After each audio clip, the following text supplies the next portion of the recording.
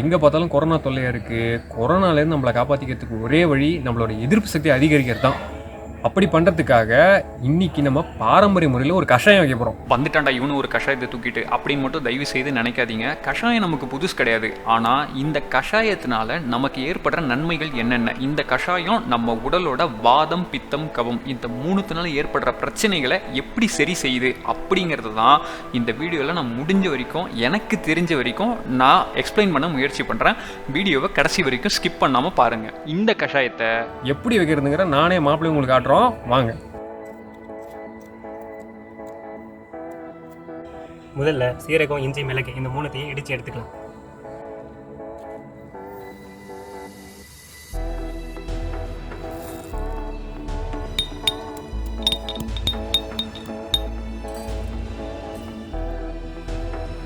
இஞ்சி,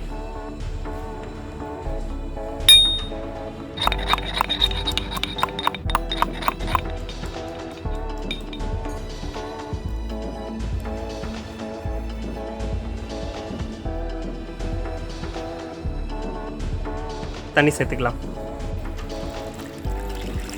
நாம் இடித்து வச்சுருக்க இஞ்சி, சீரகம், மிளகு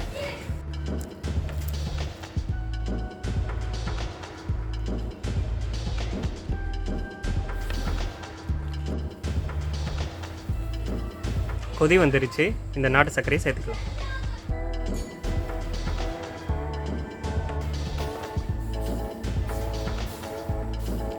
நாட்டு சர்க்கரை நல்லா கரைஞ்சிச்சு. இப்போ நம்ம எலுமிச்சை பழத்தை பிழிஞ்சு விட்டுப்போம்.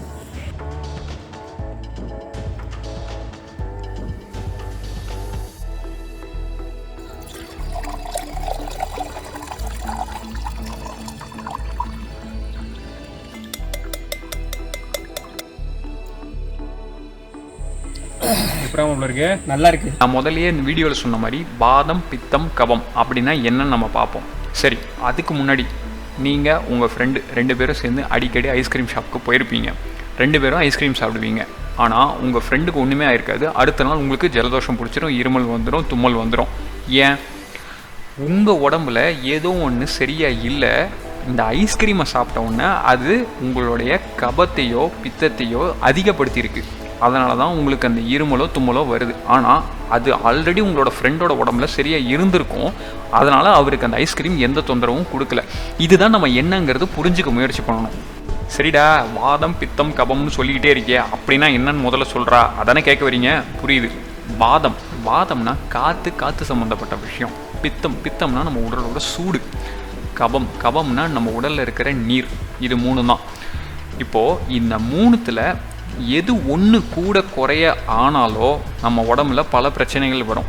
உதாரணத்துக்கு நம்ம உடம்புல சூடு அதிகமானால் அது பித்தம் அதிகமாகிடுச்சு அப்படின்னு சொல்லுவாங்க. சூடு அதிகமானாலே அது கபத்தை அதிகப்படுத்திடும், சளி பிடிக்கும்.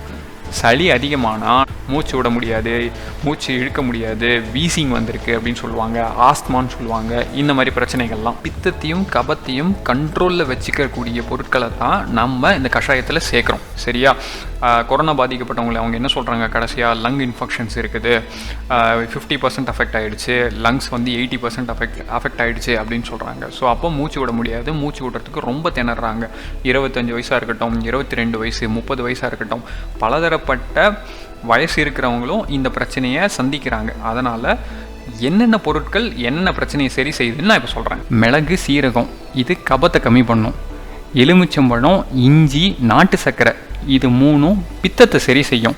ஸோ இந்த எல்லாத்தையும் சேர்த்து நீங்கள் ஒரு கஷாயமாவோ இல்லை தேநீராவோ தினம் ஒரு தடவை குடிச்சிங்கன்னா இது உங்களோட இந்த வாத, பித்தம், ஸ்லேத்துமோ அப்படி இல்லைன்னா கபம் இந்த பிரச்சனைகளை சரி பண்ணிடும். கொரோனா மட்டும் இல்லை, ஒரு சின்ன ஜலதோஷத்துலேருந்து ஆரம்பித்து கடைசியில் நான் சொன்ன இந்த வாத பிரச்சனை இது வரைக்கும் இருக்கிற எல்லா பிரச்சனைகளுக்கான அடிப்படையை சரி செஞ்சிடும்.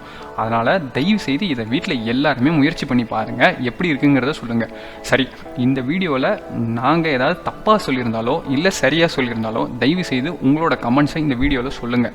உங்களுக்கு தெரிஞ்ச விஷயத்தையும் இந்த வீடியோட கமெண்ட்ஸில் சொல்லுங்கள். அது எல்லாருக்கும் பயன்படட்டும். கொரோனாலேருந்து நம்ம எல்லாரையும் நம்மளாலே காப்பாற்றிக்க முடியும்னு நாங்கள் நம்புகிறோம். நன்றி, வணக்கம்.